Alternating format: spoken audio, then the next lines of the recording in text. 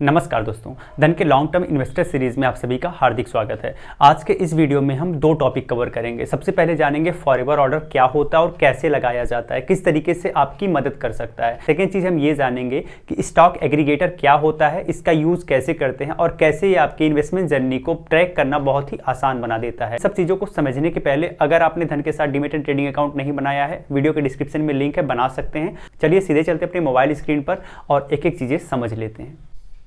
तो चलिए आज के इस वीडियो में दो चीज़ें समझ लेते हैं। सबसे पहले समझेंगे फॉरएवर ऑर्डर क्या होता है, कैसे लगाया जाता है, और सेकंड चीज़ समझेंगे स्टॉक एग्रीगेटर फीचर को। ये सबसे पहले फॉरएवर ऑर्डर को समझ लेते हैं। इसके लिए आपको सबसे पहले कोई स्टॉक सर्च करना पड़ेगा। तो आप सर्च बार में जाके कोई स्टॉक सर्च कर सकते हैं। अगर उस स्टॉक को आपने वॉच लिस्ट में ऐड किया हुआ है तो आपको वॉच लिस्ट पे आना पड़ेगा, और वॉच लिस्ट पर आने के बाद उस स्टॉक से रिलेटेड जो आपने वॉच लिस्ट क्रिएट किया है उस पर क्लिक करना पड़ेगा। ठीक है, तो यहाँ पे आप क्लिक करके, मान लीजिए हमने अशोक नाम की एक वॉच लिस्ट क्रिएट की है, उसमें इस स्टॉक को लिया है जो कि यूको बैंक का है, या कोई बाय एंड सेल रिकमेंडेशन नहीं है। यह चीज़ आप ध्यान रखिएगा।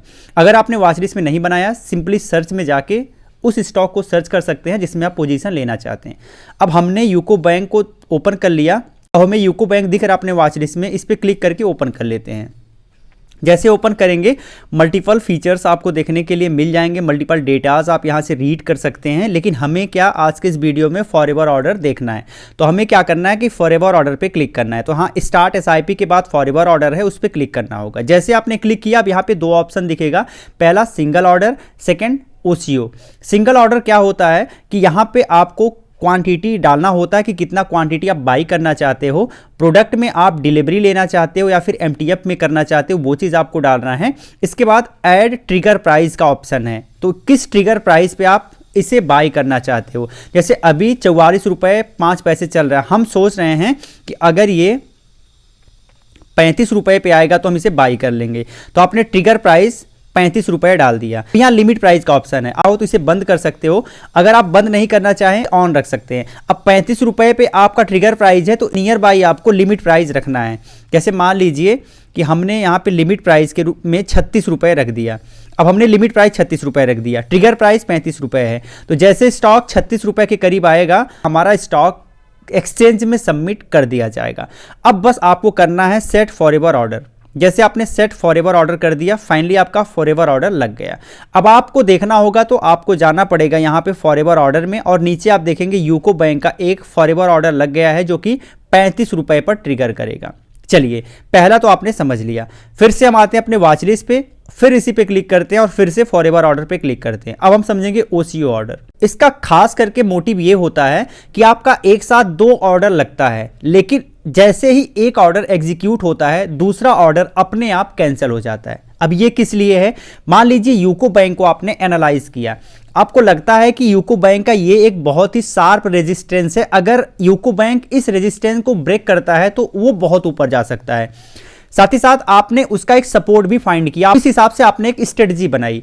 तो यहां पर आप एक अपर लेवल की प्राइस सेट कर सकते हैं, एक लोअर लेवल की प्राइस सेट कर सकते हैं। आइए करके देखते हैं। तो यहां पर आप देख सकते हैं हमने ट्रिगर प्राइस में 30 रुपए सिलेक्ट कर दिया, यानी कि अगर 30 रुपए पर आएगा तो ये हमारा ऑर्डर लग जाना चाहिए। यहां पे नीचे है प्राइस, आप इसे क्लिक करेंगे तो अभी लिमिट प्राइस आ गया। तो आप चाहें तो लिमिट प्राइस सेट कर सकते हैं। हम चाहते हैं कि मार्केट पर ही बाई हो जाएगा, एक क्वांटिटी में बाई करना, हमने क्वांटिटी कर दिया। अभी आप यहां देखेंगे कि जो हमने ट्रिगर प्राइस लगाया है वो वर्तमान के एलटीपी से 31.63% कम है। आइए नीचे आते हैं ऐड स्टॉप लॉस पे। अब ऐड स्टॉप लॉस लिखा है, इसका ये मतलब नहीं है कि स्टॉप लॉस ही है। अब यहाँ पर देखेंगे हमने प्राइस 50 रुपये रखा है, 50 रुपये रखा है, जो कि वर्तमान में जो एलटीपी चल रही है उससे 13.95% ज़्यादा है। अब यहाँ पर भी आप अभी मार्केट प्राइस हमने किया है, आप यहाँ से क्लिक करके लिमिट प्राइस सेट कर सकते हो, लेकिन हम मार्केट प्राइस ही करेंगे। हम चाहेंगे कि मार्केट प्राइस लग के ये बाई हो जाए। तो इस तरीके से आपने ओसीओ ऑर्डर लगा दिया है। अब जो आपने ऑर्डर लगाया है, ये दो ऑर्डर आप एक साथ लगा रहे हैं, लेकिन इसमें से एग्जीक्यूट एक ही ऑर्डर होगा। जैसे एक ऑर्डर एग्जीक्यूट हो जाएगा, दूसरा ऑर्डर कैंसिल हो जाएगा। अब या तो प्राइस 30 रुपए तक पहुंचे तो आपका ऑर्डर लग जाएगा, या तो प्राइस 50 रुपए पहुंच जाए तो आपका ऑर्डर लग जाएगा। इन दोनों केस में आपका ऑर्डर बाई हो जाएगा, और जैसे एक ऑर्डर बाई हुआ दूसरा ऑर्डर कैंसिल हो जाएगा। सिंपल सा इसका यही फंडा होता है। और इसके बाद आपको सेट फॉरएवर ऑर्डर पे क्लिक करना होता है। इस पे जैसे क्लिक करेंगे आपका फॉरएवर ऑर्डर लग गया। फॉरएवर ऑर्डर में आप देख सकते हैं कि आपने दो ऑर्डर लगा दिया है। पहला सिंगल ऑर्डर लगाया है जहां पे ट्रिगर लिख रहा है, इसके बाद ओसीओ ऑर्डर आपने लगाया है। तो इस तरीके से आप फॉरएवर ऑर्डर लगाते हैं और एक बार फॉरएवर ऑर्डर लगा के अगर कभी भी मार्केट 1 साल में वहां आता है, आपका ऑर्डर ईजिली एग्जीक्यूट हो जाता है। अब मान लीजिए आप इसमें बदलाव करना चाहें, इस पर क्लिक करना होगा, डिलीट पे जाके आप डिलीट कर सकते हैं। इसके बारे में देखना चाहें तो व्यू पे क्लिक करके आप देख सकते हैं, इसमें बदलाव कर सकते हैं। इवन अगर आप तुरंत एग्जीक्यूट करना चाहें तो एग्जीक्यूट पे क्लिक करके एग्जीक्यूट भी कर सकते हैं। अब मान लीजिए हमें डिलीट करना है, हमने डिलीट पे क्लिक किया, सही के निशान पे क्लिक किया, डिलीट हो गया। दूसरा भी हमें डिलीट करना है, डिलीट किया, खत्म हो गया। तो इस तरीके से आपने फॉरएवर ऑर्डर लगाना सीखा, उसमें बदलाव करना सीखा और डिलीट करना सीखा। उम्मीद करता हूं ये टॉपिक आपको अच्छे से समझ आया होगा। अब सीधे चलते हैं अपने दूसरे टॉपिक पर। चलिए अपने दूसरे टॉपिक को डिस्कस कर लेते हैं, स्टॉक एग्रीगेटर फीचर को। तो इसके लिए आपको आना पड़ेगा अपने पोर्टफोलियो में, यहाँ जहाँ ध लिखा है इस पर क्लिक करिएगा। अब आप अपने पोर्टफोलियो में आ गए हैं। पोर्टफोलियो में आने के बाद थोड़ा सा स्क्रॉल करके नीचे आना है। अब यहाँ आपको इन्वेस्टमेंट आउटसाइड धन लिखा हुआ है, इसके नीचे स्टॉक लिखा हुआ भी 0 दिख रहा है। यहाँ पे जो राइट साइड में एरो है इस पर क्लिक करना है। जैसे आप इस पर क्लिक करेंगे प्रोसीड टू नेक्स्ट पे क्लिक करना पड़ेगा। इसके पहले मैं आपको बता देता हूँ होता क्या है। मान लीजिए आप अपने सेम मोबाइल नंबर से अलग अलग स्टॉक ब्रोकर के साथ demat and trading account open किए हैं और उन सभी के पास कुछ स्टॉक निवेश किए हैं। अब हो सकता है कि आपको उन स्टॉक को ट्रैक करने के लिए अलग अलग प्लेटफॉर्म पर विजिट करना पड़े, जो कि इतना हैक्टिक काम होता है कि आदमी के बस का नहीं हो पाता है। तो यहाँ पे धन ने ये फीचर दिया है कि उन सारे स्टॉक को आप धन पर ले आइए और ईजिली आप ट्रैक कर सकते हैं। तो चलिए देख लेते हैं कैसे करेंगे। तो यहाँ प्रोसीड टू नेक्स्ट पे क्लिक करना होगा। जैसे आप करेंगे आपके सेम मोबाइल नंबर पर एक ओटीपी जाएगी, ओटीपी आप डालेंगे और सेलेक्ट एंड प्रोसीड पे क्लिक करेंगे। तो यहाँ पे आपके पास 2 ऑप्शन है, एक सीडीएसएल का है और एक एनएसडीएल का है। तो सीडीएसएल का तो ऑटोमेटिक सिलेक्ट है, बट यहाँ एनएसडीएल का सिलेक्ट नहीं है क्योंकि अभी ये फीचर उपलब्ध नहीं है, फ्यूचर में आ जाएगा। अब सेलेक्ट एंड प्रोसीड पे क्लिक करेंगे। तो जैसे आपने करा, अब यहाँ पर आप देखेंगे कुछ डेटा है, एक ब्रोकर 1 एंड ब्रोकर 2 का। इसके बाद आपको एक्सेप्ट एंड कनेक्ट सिक्योरली पे क्लिक करना है। इस पर क्लिक करेंगे। जैसे आपने क्लिक किया फिर एक ओटीपी आएगा, उस ओटीपी को यहाँ पे फिल करना पड़ेगा। ओटीपी को आपने फिल कर दिया, इंटर ओटीपी टू कंफर्म पे क्लिक करना है।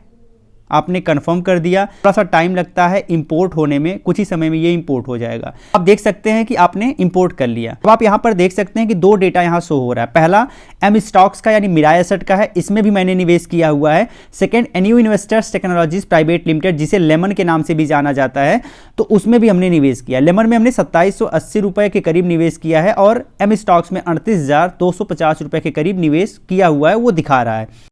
अब इसके बाद आता है भाई इसका डिटेल हम कैसे देखेंगे। तो अगर आपको एम स्टॉक्स का डिटेल देखना है तो यहाँ एरो पे क्लिक करेंगे, किसमें आपने कितना निवेश किया हुआ है, क्या प्रॉफिट है, क्या लॉस है, वो सब दिख जाएगा। इसके साथ ही साथ आपको अगर एनयू इन्वेस्टर में देखना है, इस पर क्लिक करेंगे तो वो आपको पूरा डेटा दिख जाएगा। तो इस तरीके से ईजिली आप अपने आउटसाइड स्टॉक को भी ट्रैक कर सकते हैं धन पे। तो उम्मीद करता हूँ ये दोनों फीचर आपको अच्छे से समझ आया होगा। अगर अच्छा लगा हो तो आप वीडियो को लाइक एंड शेयर ज़रूर करिएगा। साथ ही साथ कोई कन्फ्यूजन है आप हमसे पूछ सकते हैं, कमेंट में लिख, हम आपको आंसर देने का पूरा प्रयास करेंगे। जय हिंद।